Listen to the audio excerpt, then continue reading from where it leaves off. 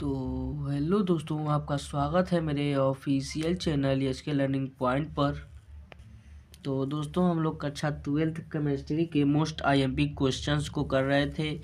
तो दोस्तों, हमने चौथे चैप्टर तक यानी कि डी एंड एफ ब्लॉक के जो तत्व थे वहाँ तक के मैंने क्वेश्चन को मोस्ट आईएमपी क्वेश्चन को कर लिए थे। आज हमें उपसहसंयोजन यौगिक जो हमारा चैप्टर 5 है उसके मोस्ट आईएमपी क्वेश्चन को करने वाले हैं। तो दोस्तों, आशा करता हूँ आप लोग एकदम मस्त अपने पढ़ाई में व्यस्त होंगे और अपने यूपी बोर्ड परीक्षा की तैयारी में एकदम अच्छे से लगे होंगे। तो दोस्तों, चलिए शुरू करते हैं अपने क्वेश्चन को। तो देखिए, आज का हमारा क्वेश्चन क्या है। पहले देखिए, पहला क्वेश्चन कर रहा है उपसहसंयोजन यौगिक में आयनन समन्वयता तथा बंधनी समन्वयता को उदाहरण सही समझाइए। यानी कि जो उपसहसंयोजन यौगिक में जो आयनन समन्वयती होती है तथा बंधनी समन्वयता होता है उसको हमें बताना है तथा उसका उदाहरण भी देना है। तो चलिए दोस्तों, शुरू करते हैं।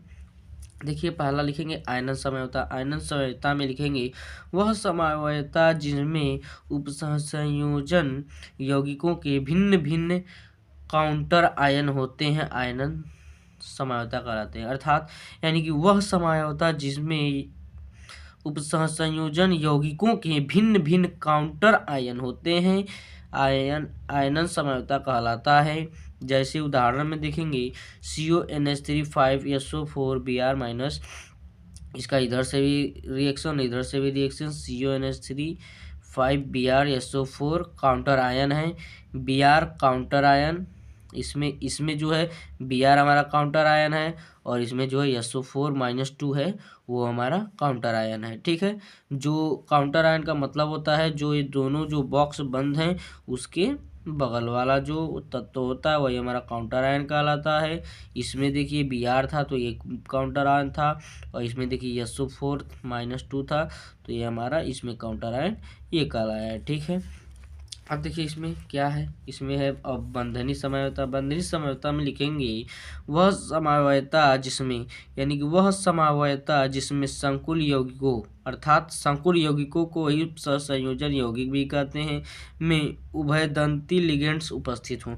यानी कि वह समन्वयता जिसमें संकुल यौगिकों में यानी कि वह समन्वयता जिसमें संकुल यौगिकों या उपसहसंयोजन यौगिकों में उभयदंती लिगेंड्स उपस्थित हों यानी कि उभयदंती लिगेंड उपस्थित हों बंधनी समन्वयता कहलाते हैं। उदाहरण के लिए देखेंगे CONH3 का होल थ्राइस NO2 और Br2, इसका रिएक्शन CONH3ONO यानी कि इसी को तोड़कर लिख दिया गया है और Br2 बाहर है। ठीक है, यही हमारा इसका बंधनी समन्वयता है। ठीक है, आशा करता हूँ आप लोग को समझ में आ रहा होगा। तो चलिए दोस्तों, अब अगला क्वेश्चन देखते हैं।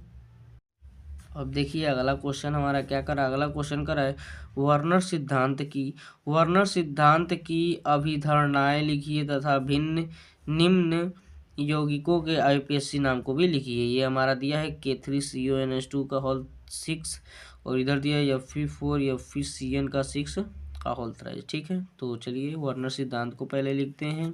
तो दोस्तों लिखेंगे इसमें वर्नर ने उपसहसंयोजन यौगिकों की यानी कि वर्नर ने उपसहसंयोजन यौगिकों की संयोजकता दो रूपों के बारे में बताया है। यानी कि जो वर्नर उपसहसंयोजन यौगिक है उनकी जो संयोजकता है वो दो रूपों में बताया है। किसने?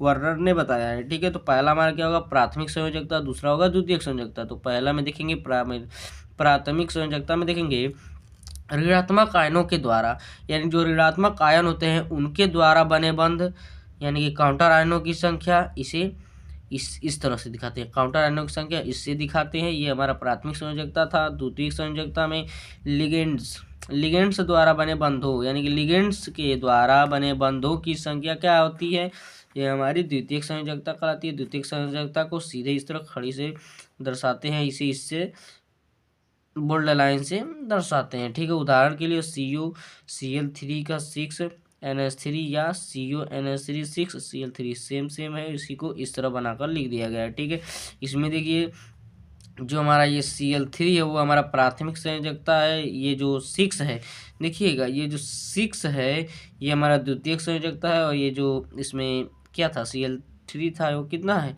वो हमारा प्राथमिक संयोजकता है। ठीक है, यही यही हमारा इसका उदाहरण था। ठीक है, अब देखिए ये हमारा इस तरह इसको बनाया गया है। देखिएगा इसे हमने बनाया है इस तरह से, इस तरह यह बन जाएगा, क्योंकि जो CO है यानी जो कोबाल्ट है वो क्या है, वो केंद्रीय धातु है, केंद्र में है, और ये सब इससे जुड़े हुए हैं। ये जो NH3 वो 6 है तो 6 बार जुड़ा है, Cl2 3 बार है, Cl जो है 3 बार है तो 3 बार जुड़ गया है। ठीक है, अब देखिए इसमें मैं पूछा था IPSC नेम, तो IPSC नाम देखेंगे दोस्तों। अब देखिए यहाँ पर K3CuNO2 6 था, तो सबसे पहले क्या आया, पोटेशियम आया, तो पोटेशियम लिख देंगे। ये जो 6 आया, 6 के लिए हम लोग हेक्सा का प्रयोग करते हैं, हेक्सा लिख देंगे। NO2 को नाइट्रो कहते हैं, तो नाइट्राइडो N हो जाएगा, और कोबाल्ट है तो कोबाल्ट, और इसको हम लोग रोमन अंक में दर्शा देंगे 3, बस हो गया। ठीक है, अब Fe4 का 6 3 लिखेंगे। अब देखिए आयरन है तो आयरन को लिख देंगे, और ये 3 लिख देंगे, और 6 बार आया तो हेक्सा, और Cn को साइनाइडो कहते हैं, यहाँ साइनो फेरड कहते हैं, उतना लिख देंगे, वही हमारा इसका IPSC नेम हो जाएगा दोस्तों। आशा करता हूँ आप लोग को एकदम अच्छे से समझ में आ रहा होगा। चलिए अब अगला क्वेश्चन लिख देते हैं। अगला क्वेश्चन देखिए क्या कर रहा है, अगला क्वेश्चन कर रहा है संयोजकता बंध सिद्धांत यानी कि VBT, बैलेंस बॉन्ड थ्योरी। ठीक है, बैलेंस बॉन्ड थ्योरी यानी कि संयोजकता बंध सिद्धांत की क्या सीमाएं हैं, उसकी सीमाएं लिखना है। तो चलिए दोस्तों इसकी सीमाएं को लिखते हैं। पहला सीमा है, यह सिद्धांत अनेक पूर्वानुमानों पर आधारित है, यानी कि जो ये सिद्धांत है अनेक यानी कि अनेक प्रकार के बहुत से पूर्व अनुमानों पर आधारित है। दूसरा है, यह सिद्धांत उपसहसंयोजी यौगिक के अस्थायित्व की व्याख्या नहीं करता है, यानी जो ये सिद्धांत है उपसहसंयोजन यौगिकों के अस्थायित्व की व्याख्या नहीं करता है। ठीक है, अस्थायित्व की व्याख्या नहीं करता है। तीसरा देखिए, इस सिद्धांत से चुंबकीय आंकड़ों की स्पष्टता नहीं हो सकती, यानी कि कहने का मतलब यह है, ये जो सिद्धांत है इसके द्वारा चुंबकीय आंकड़ों यानी कि इसके द्वारा जो चुंबकीय आंकड़े होती हैं उसकी स्पष्टता नहीं हो पाती है। तीसरा देखिए इसमें है, चौथा है, इस सिद्धांत से उपसहसंयोजी यौगिक रंगों की व्याख्या नहीं करता, ये जो सिद्धांत है रंगों की भी व्याख्या नहीं करता है। ठीक है, पांचवा है, इस सिद्धांत में केंद्रीय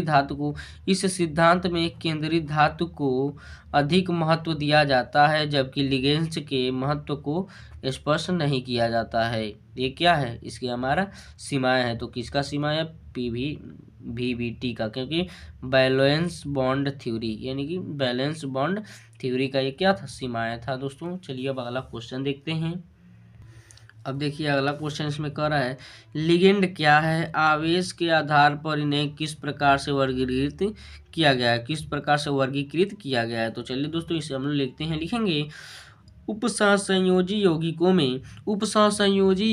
में केंद्रीय धातु जिस परमाणु के साथ सहसंयोजी बंधों के साथ जुड़ा होता है उसे लिगेंड कहते हैं। यानी कि लिगेंड कहते किसे हैं, तो लिगेंड का मतलब वो होता है उपसहसंयोजी यौगिकों में केंद्रीय धातु यानी जो केंद्र यानी कि बीच में जो धातु होता है उससे जो परमाणु उसके साथ संयोजी बंध के द्वारा जो जुड़ा होता है उसे ही क्या कहते हैं, उसे ही लिगेंड कहते हैं। ये केंद्रीय धातु के लिए इलेक्ट्रॉन युग्म दाता या लोइस क्षार की तरह कार्य करता है। इसमें पहला देखेंगे, क्योंकि जो तत्व होते हैं, देखिए तत्व पहला है तत्व आवेशित लिगेंड, जो आवेशित लिगेंड होते हैं वो FCl यानी कि फ्लोरो क्लोरो आइडो साइनाइडो हाइड्रोक्साइड एसीटेट, ये हमारा N2O। ठीक है, ETC। ठीक है, अब उदासीन लिगेंड है NH3 H2O CO RNH2 ETC, ये क्या है, उदासीन लिगेंड है। उदाहरण के लिए देखेंगे K4 हो गया, FeCN का 6 में Cn जो है, देखिए Cn जो है क्या, वो केंद्रीय धातु है, या उसे क्या कर सकते हैं, लिगेंड है, यानी कि जो हमारा CN है क्या है, लिगेंड है। ठीक है, CrNH3 का होल 5Cl, ये जो बीच में आया क्या है, वो हमारा लिगेंड है, यानी कि NH3 और जो ये Cl है वो भी हमारा क्या है, लिगेंड है। ठीक है, अब देखिए अगला क्वेश्चन। अगला क्वेश्चन कर रहा है उपसहसंयोजन संख्या की परिभाषा लिखिए, यानी कि उपसहसंयोजन संख्या की परिभाषा लिखिए और CuNH3 4SO4 में कॉपर की ऑक्सीकरण संख्या ज्ञात कीजिए। हमें ऑक्सीकरण संख्या भी ज्ञात करना है, तो चलिए इसे लिखते हैं। लिखेंगे किसी उपसहसंयोजी यौगिक में, यानी कि किसी उपसहसंयोजी यौगिक में केंद्रीय धातु परमाणु लिगेंडों के साथ जितने उपसहसंयोजी बंध बनाता है वह उसकी क्या होती है, सहसंयोजन संख्या होती है। यानी कि देखिए किसी उपसहसंयोजी यौगिक में, यानी कि मान लीजिए कोई उपसहसंयोजी यौगिक है, उसमें जो केंद्रीय परमाणु या धातु होता है उसके साथ लिगेंडों की जितनी उपसहसंयोजी संग यानी कि बंध बनता है वह उसकी उपसहसंयोजन संख्या कहलाती है। ठीक है, तो हमें ये दिया था इसकी ऑक्सीकरण, ये हमारा उपसहसंयोजन यौगिकों का यानी कि उपसहसंयोजन संख्या का परिभाषा हो गया।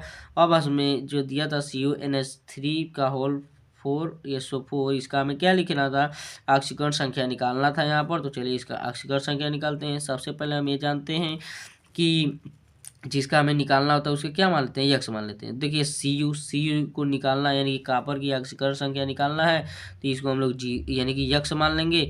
NH3 क्या होता है, हमारा उदासीन परमाणु होता है, हमने यहाँ पर बताया। देखिए ये जो उदासीन लिगेंड में क्या है, NH3 है, NH3 क्या होता है, उदासीन होता है, तो उदासीन का क्या होता है, 0 होता है। 4 है तो 4 का गुणा करेंगे तो 0 में 4 का गुणा करेंगे तो 4 ही हो जाएगा। ठीक है, अब देखिए यहाँ पर SO4 का क्या होता है, -2 होता है, तो -2 हो गया इक्वल टू 0। तो यहाँ पर x बराबर क्या आ गया, +2, क्योंकि इधर -2 होगा, उधर जाएगा तो +2 हो जाएगा। यानी कि Cu की जो ऑक्सीकरण संख्या कितना है, +2 आया है। ठीक है, आशा करता हूँ आप लोग को समझ में आ रहा होगा। तो चलिए दोस्तों अब अगला क्वेश्चन देखते हैं। तो देखिए दोस्तों अगला क्वेश्चन कर रहा है संयोजकता आवंत सिद्धांत की संक्षेप में व्याख्या कीजिए। तो चलिए दोस्तों इसकी हम लोग व्याख्या करते हैं। पहला लिखेंगे, पहला इसमें प्रत्येक धातु आयन संकर यौगिक बनाते समय उपसहसंयोजी बंध बनाते हैं, यानी कि जितने भी धातु होते हैं वो आयन संकर यौगिक बनाते समय उपसहसंयोजन बंध बनाते हैं। इसका हमारा पहला गुण है। अब देखिए दूसरा है बंध बनाते समय धातु आयन, यानी कि बंध बनाते समय धातु आयन इलेक्ट्रॉन युग्म ग्राही की भांति व्यवहार करता है। इसके लिए धातु आयन रिक्त कक्षक उपलब्ध कराता है। ठीक है, अब तीसरा देखिए धातु केवल संकरण के पश्चात ही रिक्त कक्षक उपलब्ध कराता है, यानी कि जो धातु रिक्त कक्षक उपलब्ध कराता है वो केवल संकरण के पश्चात ही कक्षक उपलब्ध कराता है, रिक्त कक्षक उपलब्ध कराता है। ठीक है, ये हमारा इसका 3 व्याख्या था। ठीक है, अब देखिए अगला क्वेश्चन देखिए VBT यानी कि बैलेंस बॉन्ड थ्योरी के आधार पर Fe2O6 का 3+ प्रबल अनुचुंबकीय है, जबकि ये हमारा क्या है, दुर्बल अनुचुंबकीय है। FeCN6 3- क्या है, दुर्बल अनुचुंबकीय है। तो सबसे पहले Fe का इलेक्ट्रॉनिक विन्यास निकालेंगे। आर्गन का हमारा 18 होता है और 4s2 18 तो 20 6 26, यानी कि क्योंकि 26 आ गया। ठीक है, ये हमारा इसका इलेक्ट्रॉनिक विन्यास है। उसी प्रकार Fe3+ का मतलब उसमें से 3 इलेक्ट्रॉन क्या है, निकल गए हैं। 3 इलेक्ट्रॉन उसमें से क्या हो गए हैं, निकल गए हैं। प्लस का मतलब दान करना। ठीक है, यानी कि उसमें से उतने इलेक्ट्रॉन निकल गए हैं। ठीक है, तो इसमें से देखिए 4s2 जो लास्ट का कक्षक होता है उसमें से 2 इलेक्ट्रॉन निकल गए, इसमें से 1 इलेक्ट्रॉन, यानी कि 3 इलेक्ट्रॉन बाहर निकल गए हैं। ठीक है, तो इसका हमारा क्या है, ये हमारा इलेक्ट्रॉनिक विन्यास है। ठीक, अब उसके कक्षक के लिए हम उसका कक्षक निकाल लेंगे। हमने हर एक वीडियो में मैं बताता हूँ, यस में 1 कक्षक, पी में 3 कक्षक, डी में 5 कक्षक और एफ में 7 कक्षक, ये इतने कक्षक होते हैं। ठीक है, तो देखिए 3D5 के लिए यानी कि डी है, डी के लिए 5 कक्षक बनाएंगे और यस के लिए 1 कक्षक होता है, पी के लिए 3 कक्षक होता है। ठीक है, तो यस में 5 इलेक्ट्रॉन है तो 5 इलेक्ट्रॉन भर देंगे, 1 electron, 2 electron, 3 electron, 4 electron, 5 electron, 5 electron भर गए। और 4s में क्या है, 0 है, तो 0 में कुछ नहीं भरेंगे। 4p में भी 0 है। तो अब देखिए ये हमारा, अब इसमें सब खाली है। तो अब देखिए अतः अयुग्मित इलेक्ट्रॉन n बराबर 5, अतः इसमें अयुग्मित इलेक्ट्रॉन क्या है, अधिक है। इसमें अयुग्मित इलेक्ट्रॉन यानी कि इनका एक भी युग्म नहीं है, ठीक है। तो अब देखिए अब इसका हो गया, अब दूसरे वाला यानी कि माइनस वाले का इतना तो हो गया इसका। अब दूसरा वाले का निकालेंगे, इसका भी हम लोग इलेक्ट्रॉनिक विन्यास करेंगे, तो इसका इलेक्ट्रॉनिक विन्यास इतना हो जाएगा। अब देखिए इसका जब हम लोग भरेंगे, इसमें 3d है तो d के लिए 5 कक्षक, 4s के लिए यानी कि s के लिए 1 कक्षक, p के लिए 3 कक्षक, ठीक। अब इसमें इलेक्ट्रॉन 5 है, इसमें भी वही बात है, इसमें भी उतना ही भरेंगे, ठीक है। जब इतना भर लेंगे तो देखिए क्या होगा, Cn एक प्रबल है, अतः इलेक्ट्रॉन को पीछे करेगा। यानी जो Cn है क्या है, साइनाइडो है, वह बहुत ही प्रबल है। तो ये जो इलेक्ट्रॉन है इनको क्या करेगा, पीछे कर देगा। तो जब पीछे करेगा तो ये उत्तेजित अवस्था में आकर इससे लग जाएंगे। तो देखिए यहाँ पर लग गया, तो ये क्या है, युग्मित इलेक्ट्रॉन एक हो गया। युग्मित इलेक्ट्रॉन क्या हो गया, एक। देखिए यही नो खाली है, तो ये यही इलेक्ट्रॉन एक हो गया। अतः इसमें अयुग्मित इलेक्ट्रॉन एक है, अतः यह एक दुर्बल अनुचुंबकीय है। इसलिए क्योंकि इसमें अयुग्मित इलेक्ट्रॉन क्या है, कम है।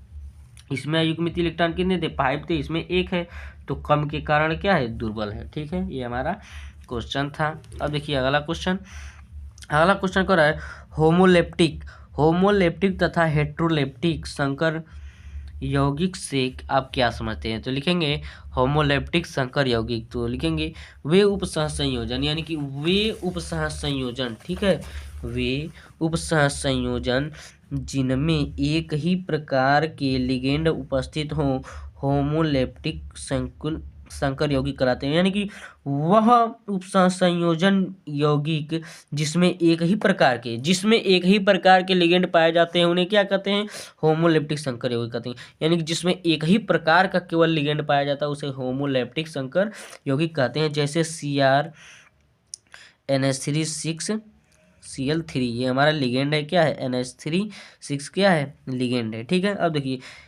हेट्रोलेप्टिक संकर यौगिक, क्या, हेट्रोलेप्टिक संकर यौगिक, वे उपसंयोजन यौगिक जिसमें एक से अधिक प्रकार के लिगेंड पाए जाते हैं, हेट्रोलेप्टिक संकर यौगिक कहलाते हैं। उदाहरण के लिए CONH3 का 5H2O, इसमें देखिए एक प्रकार के अनेक प्रकार के हो गए, इसमें केवल एक ही प्रकार के, यानी कि Br3 इसमें हो गया, ठीक है। एक्स्ट्रा यानी कि अलग से इसका इथी देखेंगे, क्या, उदाहरण के लिए K3FeCN6, ये हमारा होमोलेप्टिक है। इसमें देखिए PTNH3 2Cl2, ये क्या है, हेट्रोलेप्टिक है, ठीक है। ये हमारा क्वेश्चन था दोस्तों। अब देखिए अगला क्वेश्चन इसमें क्या कर रहा है, अगला क्वेश्चन कर रहा है उपसंयोजन यौगिकों के संदर्भ में क्रिस्टल क्षेत्र सिद्धांत को समझाइए। यानी CFT, क्रिस्टल फील्ड थ्योरी, ठीक है, क्रिस्टल फील्ड थ्योरी, ठीक है। अब देखिए इसका आंसर में लिखेंगे लिगेंड ऋणात्मक यानी कि द्विध्रुवी विद्युत बिंदु आवेश की तरह माने जाते हैं। यानी कि लिगेंड बिंदु आवेश की तरह माने जाते हैं, यानी कि जो लिगेंड होते हैं क्या, वो बिंदु लिगेंड, जो लिगेंड है दोस्तों उसे क्या, बिंदु आवेश के द्वारा माना जाता है, की तरह माना जाता है। अब देखिए दूसरा संक्रमण धातु संकुल रंगों की व्याख्या, यानी जो संक्रमण धातु है, संकुल रंगों की व्याख्या विभिन्न ऊर्जा वाले विभिन्न डी कक्षकों के मध्य संक्रमण के रूप में किया जाता है। अब तीसरा देखेंगे विभिन्न क्रिस्टल क्षेत्र 5D कक्षकों की आपेक्षिक ऊर्जा पर भिन्न भिन्न प्रभाव रखते हैं, जो भिन्न भिन्न लिगेंडों के लिए भिन्न भिन्न होती है। ये हमारा इसका आंसर था दोस्तों। अब देखिए चलिए अब अगला क्वेश्चन देखते हैं। इस चैप्टर में दोस्तों यही हमारे इतने मोस्ट IMP क्वेश्चन थे। आशा करता हूँ आप लोग को सारे क्वेश्चन एकदम अच्छे से समझ में आया होगा, ठीक है। अब चलिए अब अगले चैप्टर के क्वेश्चन को देखते हैं। तो दोस्तों अगला चैप्टर हमारा हेलो एरीन और हेलो एरीन एल्केन वाला जो चैप्टर है उसका क्वेश्चन मेरे पास नहीं है, तो आप लोग उसका क्वेश्चन देख लीजिएगा और मेरे क्वेश्चन मिलेगा तो मैं आपको करा दूंगा, बट इस समय मेरे पास उसका क्वेश्चन नहीं है। तो हम लोग अब इसके बाद के क्वेश्चन जो एल्कोहल फिनल ईथर है उस चैप्टर के क्वेश्चन को करेंगे। तो चलिए दोस्तों शुरू करते हैं, उसको भी हम लोग करते हैं इसी में। तो दोस्तों इसमें देखिए हमारा सबसे पहला क्वेश्चन क्या है। देखिए ये हमारा एल्कोहल फिनॉल ईथर चैप्टर का क्वेश्चन है। देखिए इसमें पहला क्वेश्चन है एल्कोहल की जल में विलेयता समझाइए, यानी कि जो एल्कोहल होता है वो जल में घुलता है उसकी हमें विलेयता समझाना है। ठीक है, तो चलिए शुरू करते हैं। इसका उत्तर लिखेंगे अणुभार बढ़ने के साथ, यानी कि अणुभार बढ़ने के साथ एल्कोहल की जल में विलेयता घटती है। यानी कि जैसे जैसे अणुभार बढ़ता है, ठीक है, जैसे जैसे अणुभार बढ़ता है वैसे वैसे जो एल्कोहल होता है उसके जल में घुलने की विलेयता कम हो जाती है। यानी जिसका अणुभार ज़्यादा होगा वह एल्कोहल, जिस एल्कोहल का अणुभार ज़्यादा होगा, जिस एल्कोहल का अणुभार ज़्यादा होगा वह जल में कम घुलेगा। ठीक है, इनको वही कह रहा है अणुभार बढ़ने के साथ एल्कोहल की जल में विलेयता कम होती है। एल्कोहलों का जल में विलेयता OH समूह और जल के अणुओं के मध्य हाइड्रोजन बंध के कारण होता है। यहाँ पर देखिए हाइड्रोजन बंध, यहाँ पर देखिए R, यहाँ पर O और H, ये हमारा इस तरह जुड़ा है OH के कारण। ये क्या है, ये जो बंध है कौन बंध है, यहाँ पर ये जो बंध बना है यही हमारा हाइड्रोजन बंध है। यही हमारा क्या है, हाइड्रोजन बंध है। ठीक है, चलिए अब अगला क्वेश्चन देखते हैं। अब देखिए अगला क्वेश्चन कर रहा है विलियमसन संश्लेषण विधि द्वारा डाई एथिल ईथर बनाने की विधि एवं रासायनिक समीकरण लिखिए। ये देखिए दोस्तों जो यानी कि विलियमसन संश्लेषण ये जो विधि है या जो ये इसका थ्योरी है इसे आप लोग याद कर लीजिएगा, एकदम मोस्ट IMP है, हर एक सेट में पूछा है विलियमसन संश्लेषण अपक्रिया। ठीक है, इसे आप लोग तैयार कर लीजिएगा, 100% आने की गारंटी है क्योंकि बहुत ही IMP है। ठीक है, अब चलिए इसे हम लोग लिखते हैं। विलियमसन संश्लेषण में लिखेंगे एल्किल हैलाइड, एल्किल हाइलाइड को, यानी जो एल्किल हाइलाइड है उसको सोडियम या पोटेशियम एल्का ऑक्साइड के साथ गर्म करने पर ईथर बनता है। यानी जब एल्किल हैलाइड को सोडियम या पोटेशियम एल्कोहलों के साथ गर्म करने पर ईथर बनता है।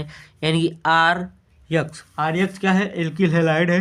ये क्या है, एल्किल हैलाइड है। जब उसको RONA यानी कि क्षार, सोडियम क्या है क्षार है, पोटेशियम क्या है क्षार है, जब उसको सोडियम या पोटेशियम के साथ क्या किया जाता है, गर्म किया जाता है। क्या किया जाता है, गर्म किया जाता है, तो एल्का ऑक्साइड यानी कि क्या है, एल्का ऑक्साइड बनता है तथा NaX का निर्माण होता है। ठीक है, यही हमारा इसका क्वेश्चन था। जैसे में अब देखिए इसका हम लोग एग्जाम्पल लेंगे।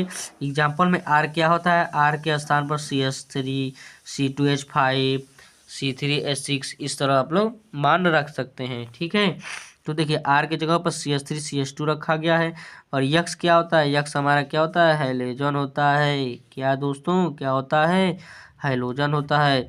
हैलोजन में क्या क्या आता है, Cl आता है, ब्रोमीन आता है, आयोडीन आता है, PT आता है यानी कि प्लेटिनम आता है इत्यादि इसमें आता है। ठीक है, ये हमारा हैलोजन ग्रुप है, तो इसमें केवल यही सब लिया जाता है यानी कि क्लोरीन ब्रोमीन आयोडीन। ठीक है, अब देखिए यहाँ पर क्या हैलोजन के स्थान पर Cl रख दिए हैं, क्या ये क्लोरीन। ठीक है, CH3 CH2 और ये क्या है Cl है, प्लस जब इसकी अपक्रिया फिर से R की जगह पर CH3 CH2 और ये क्या है O तथा ही और Na, जब इसको हम लोग गर्म करते हैं तो CH3 CH2 O CH3 CH2 यानी कि एल्का ऑक्साइड बनता है, प्लस NaCl यानी कि Na जो Cl है वो क्या है, नमक है, यानी कि सोडियम क्लोराइड बाहर निकल जाता है यानी कि डायटी ईथर। यही क्या है, एल्का ऑक्साइड है।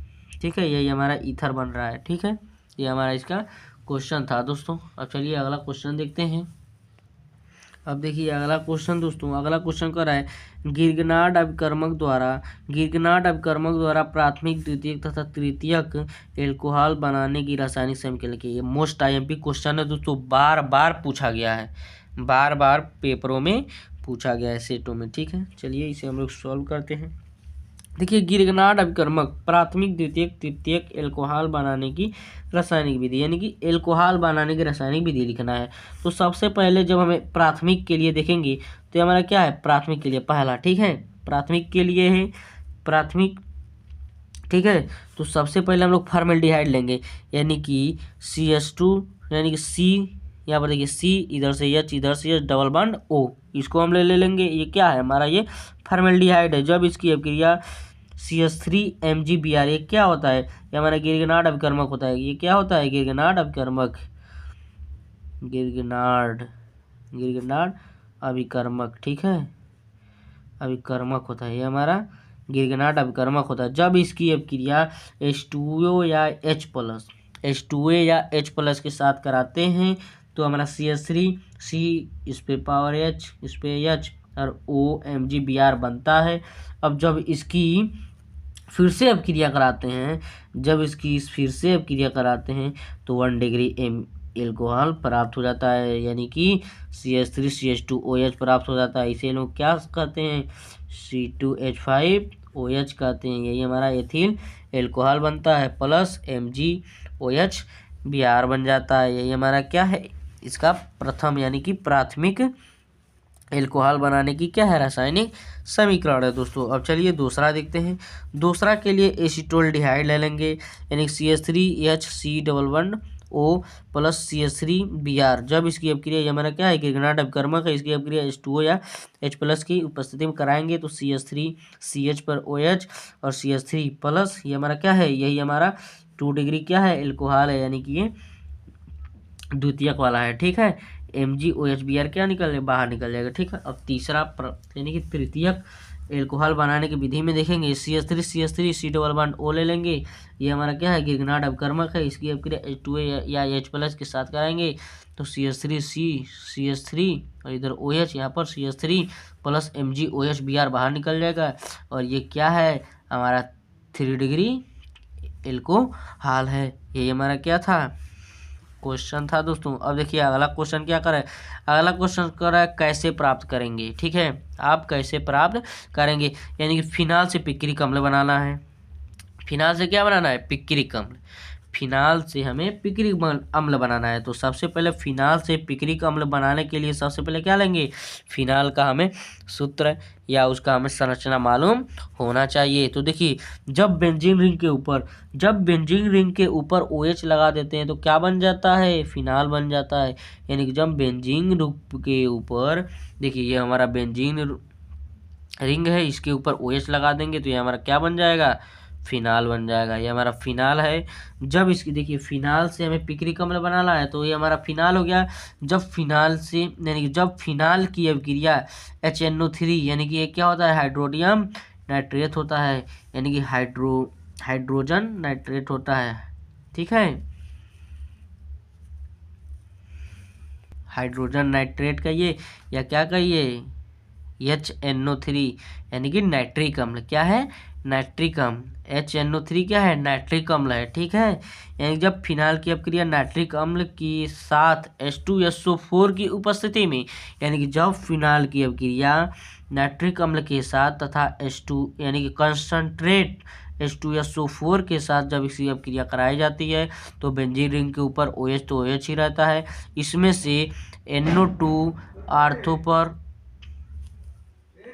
और ये हमारा आर्थो पर और ये पैरा पर, ये दोनों आर्थो पर और पैरा पर क्या आ जाता है, ये NO2 आ जाता है। ये हमारा क्या होता है, पिक्रिक अम्ल होता है। तो इसका हम लोग IUPAC नाम लिखेंगे तो 2, 4, यानी कि 2, 4, 6, ट्राई, 3 बार आया है तो ट्राई, 3 बार के लिए ट्राई लिखते हैं, 2 बार के लिए डाई लिखते हैं, 4 बार आए तो टेट्रा लिखते हैं, ठीक है।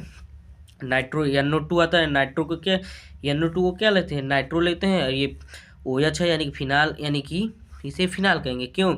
क्योंकि बेंजीन रिंग के ऊपर OH, जब बेंजीन रिंग के ऊपर OH लग जाता है तो क्या हो जाता है? फिनाल हो जाता है। ठीक है, ये हमारा पिक्रिक अम्ल प्राप्त हो गया। अब देखिए इसमें अगला दिया था हमें एथेनॉल से मेथेनॉल। एथेनॉल से मेथेनॉल प्राप्त करना था। तो एथेनॉल से मेथेनॉल प्राप्त करने के लिए दोस्तों सबसे पहले ये हमारा क्या है? एथिल एल्कोहल है। एथिल एल्कोहल को क्षारीय KMnO4 के साथ जब आप क्रिया कराएंगे तो CH3COOH ये हमारा क्या बनेगा? एसिटिक अम्ल बनेगा। एसिटिक अम्ल बनेगा। ठीक है, यानी कि जब ये हमारा क्या है? एथिल एल्कोहल है। एथिल एल्कोहल है। ठीक है, एल्कोहल, ये हमारा एथिल एल्कोहल, यानी कि जब एथिल एल्कोहल की अपक्रिया क्षारीय KMnO4 के साथ कराया जाता है तो एसिटिक अम्ल प्राप्त होता है। ठीक, अब जब एसिटिक अम्ल की अपक्रिया सोडा लाइम यानी कि NaOH यानी कि सोडियम हाइड्रोक्साइड प्लस CaO के साथ जब इसकी अपक्रिया कराते हैं तो CH4 बनता है। और जब इसकी अपक्रिया Cl2 या OH के साथ कराते हैं, ठीक है, जब इसकी Cl2 के साथ अपक्रिया कराते हैं तो CH3Cl बनता है। CH3Cl बनता है। और जब फिर से इसकी अपक्रिया KOH जलीय विलयन यानी कि जलीय KOH के साथ कराते हैं तो CH3OH यानी कि मेथेनॉल प्राप्त हो जाता है। यही हमारा क्या था? इसका रिएक्शन था दोस्तों। आशा करता हूँ आप लोग को समझ में आ रहा होगा। जितने भी ये रिएक्शन है इस चैप्टर में, जितने भी रिएक्शन है आप लोग इसे तैयार कर लीजिएगा, क्योंकि ये रिएक्शन मोस्ट IMP है, क्योंकि जो जितने रिएक्शन है दोस्तों बार बार पूछे जा रहे हैं। ठीक है, इसे आप लोग तैयार कर लीजिएगा अच्छे से। अब चलिए अगला क्वेश्चन देखते हैं। अगला क्वेश्चन देखिए हमारा क्या कर रहा है। अगला क्वेश्चन कह रहा है किण्वन किसे कहते हैं, यानी कि किण्वन किसे कहते हैं, संक्षिप्त टिप्पणी लिखिए। ठीक है, तो चलिए दोस्तों इसे हम लोग लिखते हैं। इसमें हम लोग दोस्तों लिखेंगे किण्वन, हेडिंग डालेंगे। सबसे पहले किण्वन लिखेंगे सूक्ष्म जीवों या उनमें उपस्थित, यानी कि सूक्ष्म जीवों या उनमें उपस्थित एंजाइमों द्वारा जटिल कार्बनिक यौगिकों का धीरे धीरे सरल कार्बनिक यौगिकों में अपघटन या बदलना ही किण्वन कहलाता है। यानी कि C6H12 यानी कि क्या है? ग्लूकोज है। ग्लूकोज को जाइमेज के साथ जब अपक्रिया कराते हैं तो C2H5OH यानी कि एथिल एल्कोहल प्राप्त होता है और CO2 यानी कि कार्बन डाइऑक्साइड बाहर निकल जाता है। यही हमारा क्या है? किण्वन, इसे ही कहते हैं। यही हमारा क्या है? किण्वन का संक्षिप्त टिप्पणी है दोस्तों। आशा करता हूँ आप लोग को समझ में आ रहा होगा। चलिए अब देखिए अगला क्वेश्चन क्या कर रहा है। अगला क्वेश्चन कर रहा है प्राथमिक, द्वितीयक व तृतीयक एल्कोहलों का निर्जलन अपक्रिया का केवल रासायनिक समीकरण लिखना है। तो चलिए सबसे पहले प्राथमिक का लिखते हैं।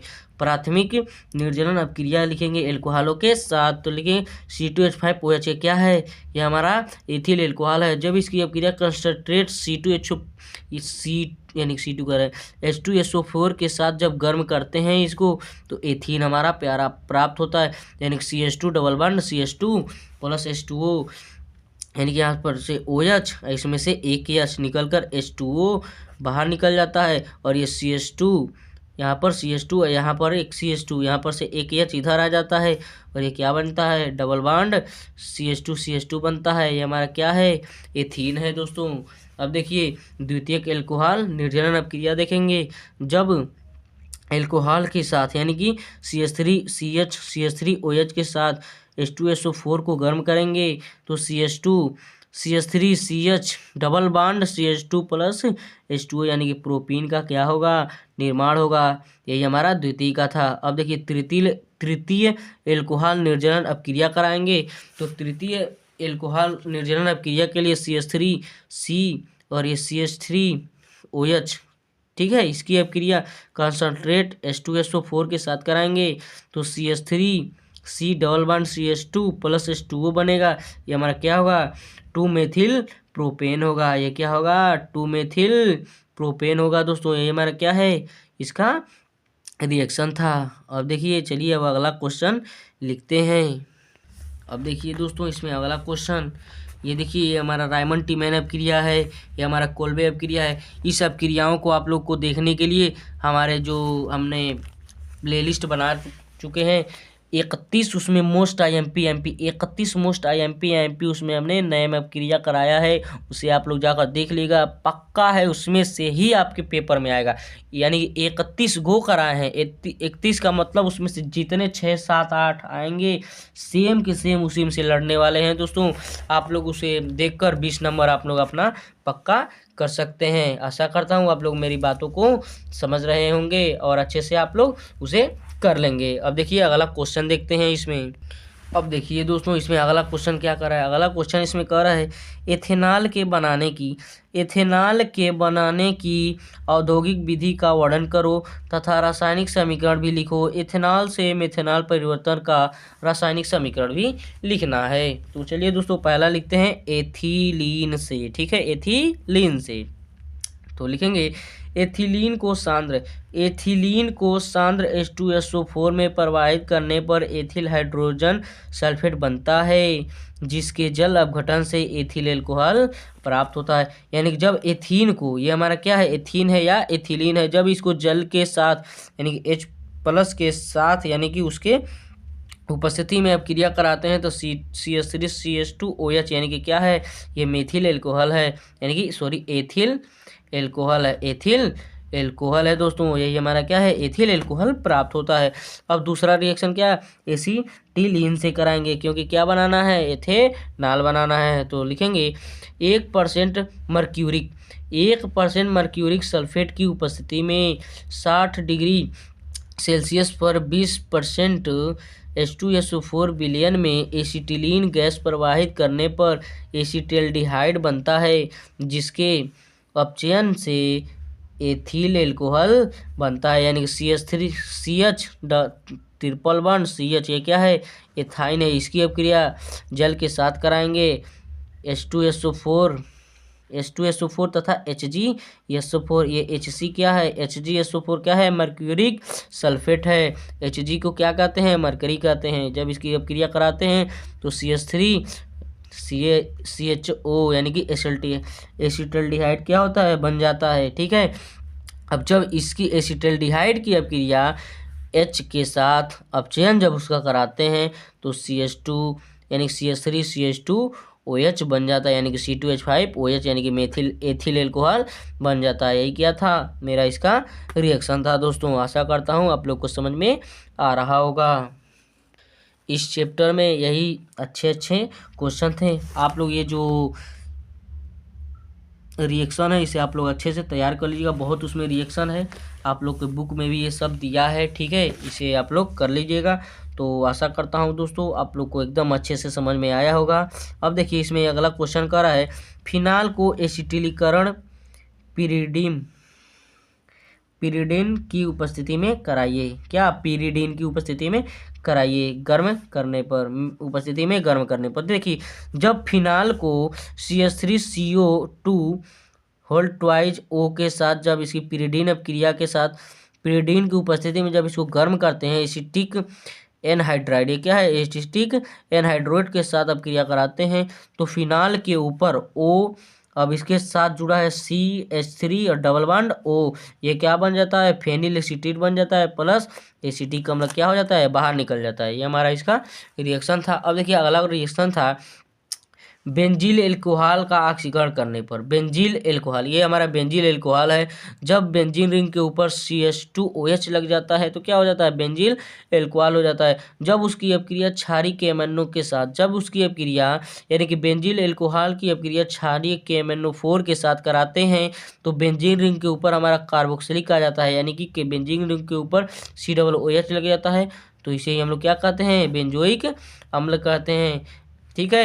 यानी कि जब बेंजील एल्कोहल का ऑक्सीकरण करते हैं तो क्या बनता है, बेंजोइक अम्ल बनता है। यही हमारा इसका क्या था, रिएक्शन था दोस्तों।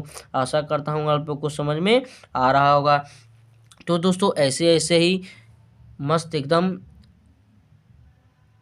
रिएक्शन वाले क्वेश्चन है, इसे आप लोग एकदम अच्छे से बढ़िया से कर लीजिएगा, क्योंकि इसमें से आपके बोर्ड में एकदम 100% गारंटी के साथ है, क्योंकि इसमें से क्वेश्चन फंसने वाले हैं, ठीक है।